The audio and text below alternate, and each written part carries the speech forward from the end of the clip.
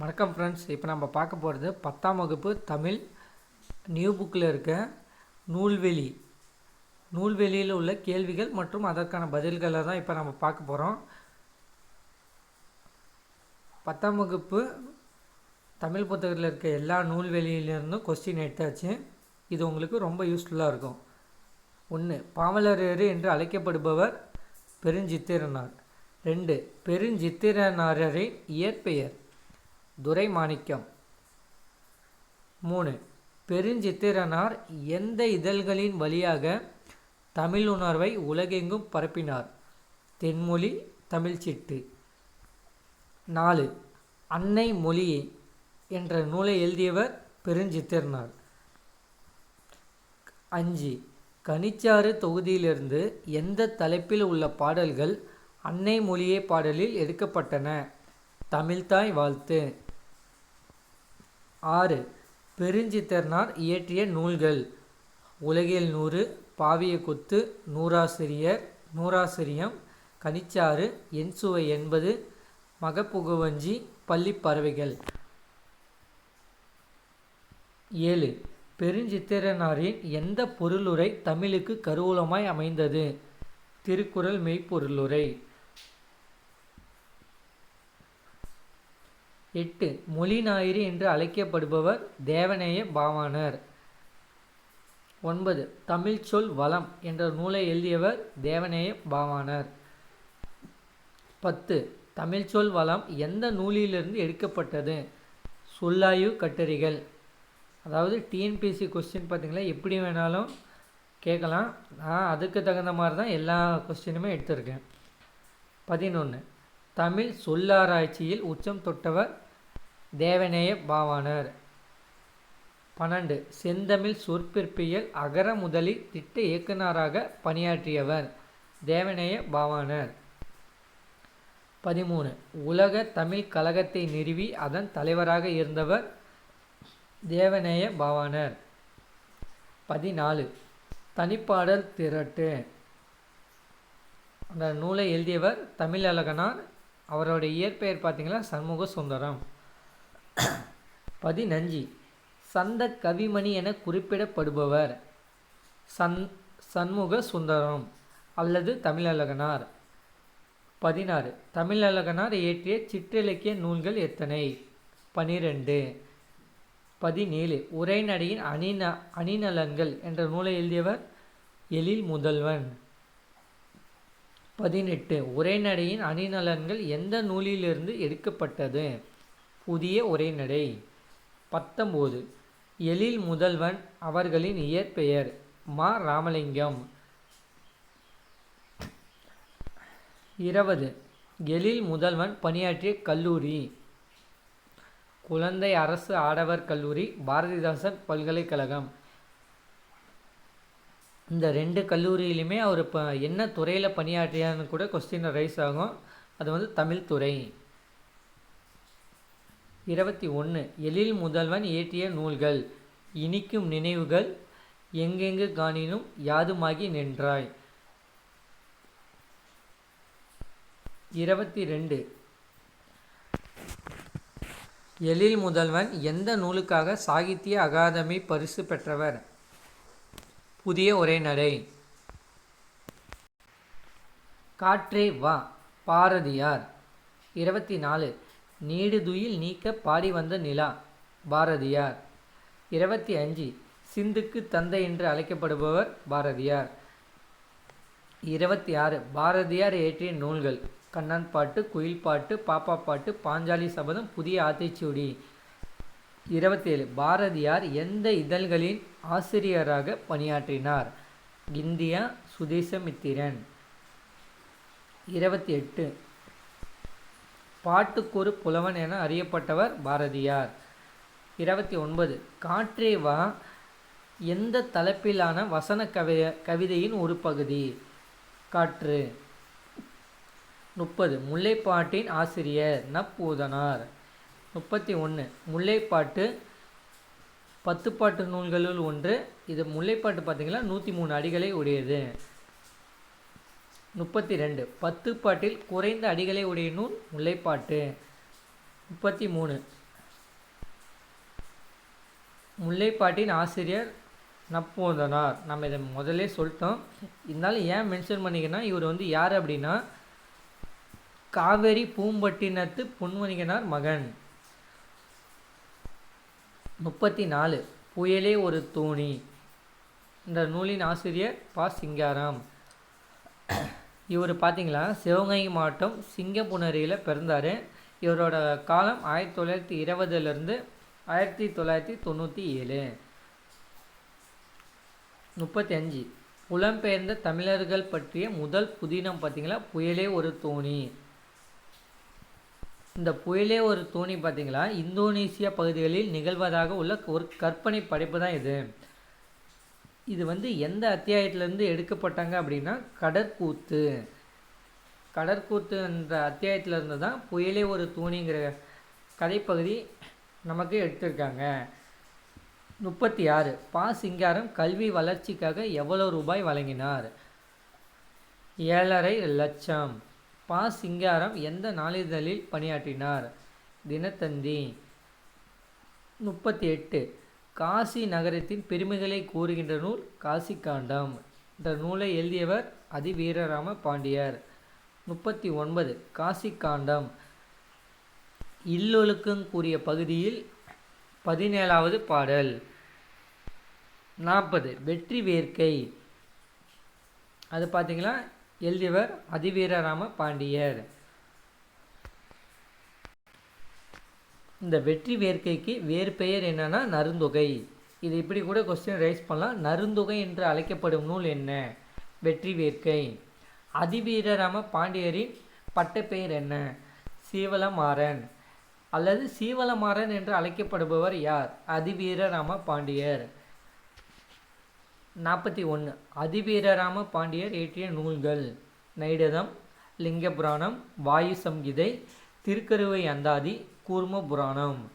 42 மலைபடுகடாம் என்ற நூலை எழுதியவர் பெருங்கௌசிகனார். மலைபடுகடாம் கூத்தராற்று படை என்றும் கூட அழைக்கிறாங்க. இதை வந்து இப்படி கூட கேட்கலாம். 43 கூத்தராற்று படை என்று அழைக்கப்படும் நூல் மலைபடுகடாம். 44 யாரை பாட்டோடை தலைவனாக வைத்து மலைபடுகடாமை இரணிய முட்டத்து பெருங்குன்ற பெருங்கௌசிகனார் பாடினார்? நன்னன் என்னும் குறுநில மன்னன். அதாவது மலைபடுகடாமோட பாட்டோடை தலைவன் யாரு? நன்னன். 45 கோபலபுரத்து மக்கள் என்ற நூலை எழுதியவர் யாருன்னா கி. ராஜநாராயணன். இதை வந்து சுருக்கி கீரான் கூட கொடுப்பாங்க. நெக்ஸ்ட்டு இது வந்து இந்த கோவலபுரத்து மக்கள் வந்து இந்த நாடகம் பார்த்தீங்களா 1991 சாகித்ய அகாதமி பரிசு பெற்ற நூல்.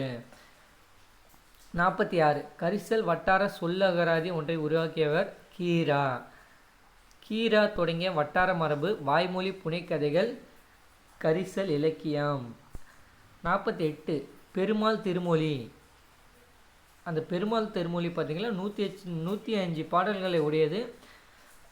இதை இயற்றியவர் குலசேகர ஆழ்வார். இவருடைய காலம் 8ஆம் நூற்றாண்டு. 49 4000 திவ்ய பிரபந்தத்தின் முதலாயிரத்தில் 691வது பாசுரம் என்னது அப்படின்னா பெருமாள் திருமொழி. பரிபாடல். இந்த நூலை இயற்றியவர் கீரந்தையார். சங்க நூல்களுள் பண்ணோடு பாடப்பட்ட நூல் பரிபாடல்.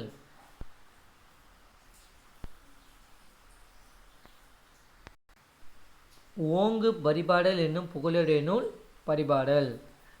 இந்த பரிபாடலில் மொத்தம் நமக்கு கிடைச்சது 70 பாடலில் தான். 70 பாடலில் 24 பாடல் மட்டும்தான் நமக்கு கிடைச்சிருக்கு. 52 நீதி வெண்பா. இந்த நூலை இயற்றியவர் காப்பா செய்குதம்பி பாவலர். 53 காப்பா செய்குதம்பி பாவலர் எந்த கலையில் சிறந்து விளங்கினார்? சதாவதானம். 54 காப்பா செய்குதம்பி பாவலரின் காலம் 1874 to 1950. அவர் பிறந்த ஊர் இடலாக்குடி, கன்னியாகுமரி மாவட்டத்தில் இருக்குது. 55 காப்பா செய்குதம்பி பாவலர் சீராபுராணத்திற்கு வந்து உரை எழுதியவர். 56 காப்பா செய்குத்தம்பி பாவலர் எந்த நாளில் சென்னை விக்டோரியா அரங்கத்தில் 100 செயல்களை ஒரே நேரத்தில் செய்து காட்டி சதாவதானி என்று பாராட்ட பெற்றார்? 1907 மார்ச் 10. இந்த கொஸ்டின் இப்படி கூட கேட்கலாம். அதாவது செய்குதம்பி பாவலர் எந்த நாளில் சென்னை விக்டோரியா அரங்கத்தில் 100 செயல்களை செய்து காட்டி என்ன என்று பாராட்ட பெற்றார்? சதாவதானி. நம்மளுக்கு ரெண்டுமே அதாவது ஞாபகம் இருக்கணும். 1900 மார்ச் 10 சதாவதானி என்ற பட்டம் பாராட்டப்பட்டார்னு. 57 திருவிளையாடற் புராணம். பரஞ்சோதி முனிவர், அவருடைய காலம் 17ஆம் நூற்றாண்டு. திருமறைக்காடு வேதாரண்ய பகுதியில் பிறந்தார். 58 திருவிளையாடற் புராணம் எத்தனை காண்டம் மற்றும் படலங்கள் உடையது? 3 காண்டம் 64 படலங்கள் உடையது. அந்த 3 காண்டம் என்னன்னா மதுரை காண்டம், கூடற் காண்டம், திருவாலவாய் காண்டம். 59 பரஞ்சோதி முனிவர் இயற்றிய வேறு நூல்கள். வேதாரண்ய புராணம், திருவிளையாடல் பூட்டி கலிவெண்பா, மதுரை பதிற்று 10ஆம். 60 புதிய நம்பிக்கை. கமலாலயன். இயற்பெயர் வே. குணசேகரன். 61 யாருடைய வாழ்க்கையை உனக்கு படிக்க தெரியாது என்ற தலைப்பில் கமலாலயன் நூலாக படைத்துள்ளார்? Mary McLeod Bethune. இவங்க பார்த்தீங்கன்னா அமெரிக்க கருப்பின பெண்மணி. 62 பூத்தொடுத்தல். உமா மகேஸ்வரி. உமா மகேஸ்வரியோட பிறப்பு மதுரை மாவட்டம். ஆனால் இப்போ பார்த்தீங்கன்னா தேனி மாவட்டம் ஆண்டிப்பட்டியில் வாழ்ந்து வராங்க. உமா மகேஸ்வரி இயற்றிய கவிதை தொகுப்பு. நட்சத்திரங்களின் நடுவே வெறும் பொழுது கற்பாவை. 64 முத்துக்குமாரசாமி பிள்ளைத்தமிழ் என்ற நூலை எழுதியவர் குமரகுருபர், 17ஆம் நூற்றாண்டு. 65 குமரகுருபரர் எந்த மொழிகளில் புலமை மிக்கவர்? தமிழ், வடமொழி, இந்துஸ்தானி. 66 குமரகுருபரர் இயற்றிய நூல்கள். மீனாட்சி அம்மை பிள்ளைத்தமிழ், மதுரை கலம்பகம், சகலகலாவல்லி மாலை, நீதிநெறி விளக்கம், திருவாரூர் மும்மணி கோவை. 67 கம்பராமாயணம். கம்பர். 68 கம்பராமாயணம் எத்தனை காண்டங்களை உடையது? 3. 69 கல்வியில் பெரியவர் கம்பர் என்று போற்றப்படுபவர் கம்பர். கம்பன் வீட்டு கட்டுத்தறியும் கவிபாடும் என்று கூறியவர் கம்பர்.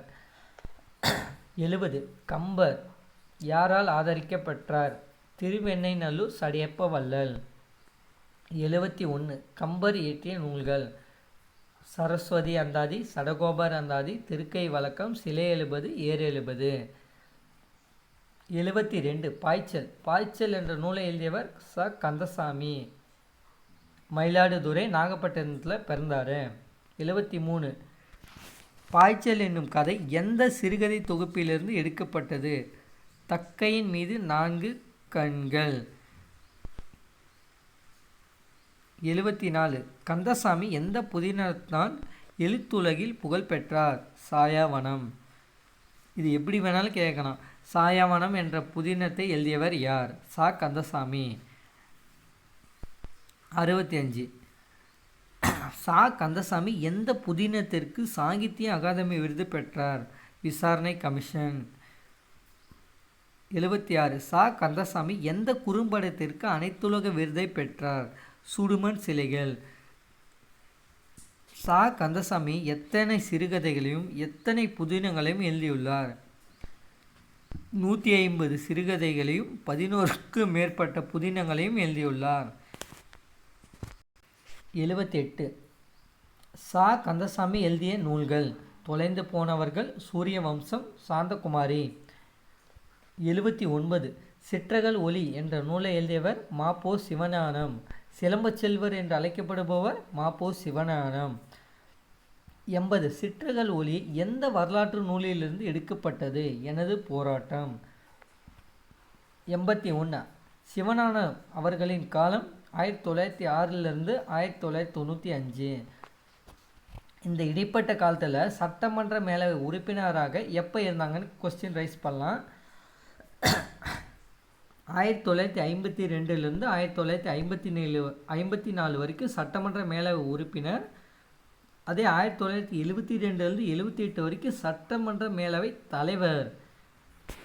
நெக்ஸ்ட்டு 82 மாப்போ சிவஞானம் எந்த நூலுக்காக 1966ஆம் ஆண்டு சாகித்ய அகாதமி விருது பெற்றார்? வள்ளலார் கண்ட ஒருமைப்பாடு. 83 மாப்போ சிவஞானம் அவருக்கு எங்கு சிலை உள்ளது? அதாவது தமிழக அரசு பார்த்தீங்களா திருத்தணியிலையும் சென்னை தியாகராய நகரிலும் இருக்கு. 84 ஏர் புதிதா என்ற நூலின் ஆசிரியர் கூப்பா ராஜகோபாலன். 1902 கும்பகோணத்தில் பிறந்திருக்காரு. 85 ராஜகோபாலன் எந்த இதழ்களில் ஆசிரியராக பணியாற்றினார்? தமிழ்நாடு, பாரதமணி, கிராம ஊழியன். 86 ராஜகோபாலனின் மறைவிற்கு பின் அவரது படைப்புகள் எந்த நூல்களாக தொகுக்கப்பட்டன? அகலிகை, ஆத்ம சிந்தனை. 87 மெய்கீர்த்தி என்ற நூலின் ஆசிரியர் 2ஆம் ராசராச சோழன். 88 கோப்பரகேசரி, திரிபுவன சக்கரவர்த்தி என்ற பட்டங்களை கொண்டவர் யார்? 2ஆம் ராசராச சோழன். 89 2ஆம் ராசராச சோழனின் மெய்கீர்த்திகள் எத்தனை? 2. அதில் ஒன்று பார்த்தீங்களா 92 வரிகளை கொண்டது. அதுலேயும் 14 to 33 வரிகள் மட்டும்தான் இந்த பாடப்பகுதி. இதுனா மெய்கீர்த்தி. 90 யாருடைய காலந்தொட்டியிலிருந்து மெய்கீர்த்திகள் கல்லில் வடிக்கப்பட்டுள்ளன? முதலாம் ராசராசன். 91 மெய்கீர்த்திகள் யாரால் எழுதப்பட்டு யாரால் கல்லில் பொறிக்கப்பட்டன? அதாவது புலவர்களால் எழுதப்பட்டு கல் தச்சர்களால் கல்லில் பொறிக்கப்பட்டன. 92 சிலப்பதிகாரம் என்ற நூலின் ஆசிரியர் இளங்கோவடிகள். இளங்கோவடிகள் சேர மரபை சார்ந்தவர்கள். 93 முத்தமிழ் காப்பியம், குடிமக்கள் காப்பியம் என்று அழைக்கப்படுவது சிலப்பதிகாரம். 93 சிலப்பதிகாரம் பார்த்திங்களா எத்தனை காண்டங்களை உடையது? 3. என்னென்னா புகார் காண்டம், மதுரை காண்டம், வஞ்சி காண்டம். சிலப்பதிகாரம் எத்தனை காதைகளை உடையது? 30. 95 மணிமேகலையின் ஆசிரியர் சீத்தலை சாத்தனார். 96 நாட்டுதும் யாம் ஓர் பாட்டுடை செய்யுள் என குறிப்பிடும்போது சிலப்பதிகாரம். 97 அடிகள் நீரே அருளுக என்று கூறியவர் யார்? மணிமேகலையின் ஆசிரியர். மணிமேகலையின் ஆசிரியர் யார்? சீத்தலை சாத்தனார். 98 ஞானம் என்ற நூலின் ஆசிரியர் யார்னா தீசோ வேணுகோபாலன். பிறப்பு திருவையார். மணிப்பால் பொறியியல் கல்லூரியில் இந்திரவியல் பேராசிரியராக பணிபுரிஞ்சார்.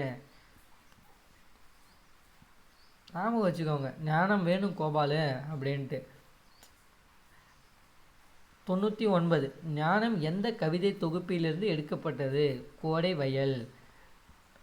100 மீட்சி விண்ணப்பம். இது பார்த்திங்கன்னா ஒரு கவிதை தொகுப்பு. இதனோட ஆசிரியர்னா தீசோ வேணுகோபாலன். டேஸ் கால புது கவிஞர்களில் ஒருவர் வேணுகோபாலன். எழுத்துக்கால. 102 காலக்கணிதம் என்ற நூலை எழுதியவர் கண்ணதாசன். கண்ணதாசனின் நேர் முத்தையா. அவங்க அப்பா அம்மா பேர் சாத்தப்பன், விசாலாட்சி. எங்கே பிறந்தார்? சிறுகூடல்பட்டியில். அது எங்கே இருக்குது? சிவகங்கை மாவட்டம். இது எல்லாமே டிஎன்பிஎஸ்சி கொஸ்டின், திரும்ப கேட்ட கொஸ்டின். 104 கலங்காதிரு மனமே. இந்த பாடல் 1949 எழுதினவர் யார் அப்படின்னா கண்ணதாசன். கண்ணதாசன் எந்த புதினத்திற்காக சாகித்ய அகாதமி விருது பெற்றார்? சேரமான் காதலி. 106 சித்தாளு என்ற நூலை எழுதியவர் நாகூர் ரூமி. இவரோட இயற்பெயர் என்ன? முகமது ரபி, தஞ்சை மாவட்டம். கனையாளி இதழில் எழுத தொடங்கியவர் முகமது ரபி அல்லது நாகூர் ரூமி. 108 கப்பலுக்கு போன மச்சான் என்ற நாவலை படித்தவர் நாகூர் ரூமி அல்லது முகமது ரபி. 109 முகமது ரபியின் கவிதை தொகுதிகள் எத்தனை? 3. நதியின் கால்கள், 7வது சுவை, சொல்லாத சொல். 110 தேம்பாவணி என்ற நூலின் ஆசிரியர் வீரமாமுனிவர். 111 தேம்பாவணி, தேம்பா கூட்டல் அணி என்று பிரித்தா அது வாடாத மாலை என்று பொருள்படும். 112 அதே தேம்பாவணியை தேன் ப்ளஸ் பா ப்ளஸ் அணின்னு பிரித்தா தேன் போன்ற இனிய பாடல்களின் தொகுப்பு. இந்த தேம்பாவணி பார்த்திங்களா 3 காண்டங்கள், 36 படலங்கள், 3615 பாடல்கள். எந்த நூற்றாண்டில் தேம்பாவணி படிக்கப்பட்டது? 17ஆம் நூற்றாண்டு. வீரமாமுனிவர் இயற்றிய நூல்கள். சதுர அகராதி, தமிழின் முதல் அகராதி சதுர அகராதி. தொன்னூல் விளக்கம் எந்த நூலுன்னு கூட கேட்கலாங்க. இலக்க நூலா, இலக்கிய நூலா, இந்த மாதிரி உரைநடை நூலான்னு.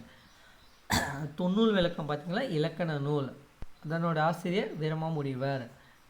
அடுத்தது சிற்றிலக்கியங்கள், உரைநடை நூல்கள், பரமார்த்த குறுகதைகள், மொழிபெயர்ப்பு நூல்கள். நெக்ஸ்ட் 116 ஒருவன் இருக்கிறான் என்ற நூலின் ஆசிரியர் கு. அழகிரிசாமி. 117 கரிசல் எழுத்தாளர்கள் வரிசையில் மூத்தவர் கு. அழகிரிசாமி. 118 கு. அழகிரிசாமி யாருக்கு எழுதியது இலக்கிய தரம் வாய்ந்தவை? கீரா. அதன் கீராங்கிறது ஷார்ட் ஃபார்ம் தான், அதோட ஃபுல் நேம் கி. ராஜநாராயணன். ஓகே ஃப்ரெண்ட்ஸ், அவ்வளோதான். அதாவது 10th பாடப்புத்தகம், தமிழ் பாடப்புத்தகத்தில் இருக்க நூல்வெளி எல்லா கொஸ்டினுமே எடுத்தாச்சு. 118 கொஸ்டின் தான். கண்டிப்பாக இதிலேருந்து 5-6 கொஸ்டின் கண்டிப்பாக டிஎன்பிசியில் இருக்கு. இது உங்களுக்கு ரொம்ப யூஸ்ஃபுல்லாக இருக்கும்னு நினைக்கிறேன். Okay friends, thank you. நெக்ஸ்ட் வீடியோவில் பார்ப்போம். All the best.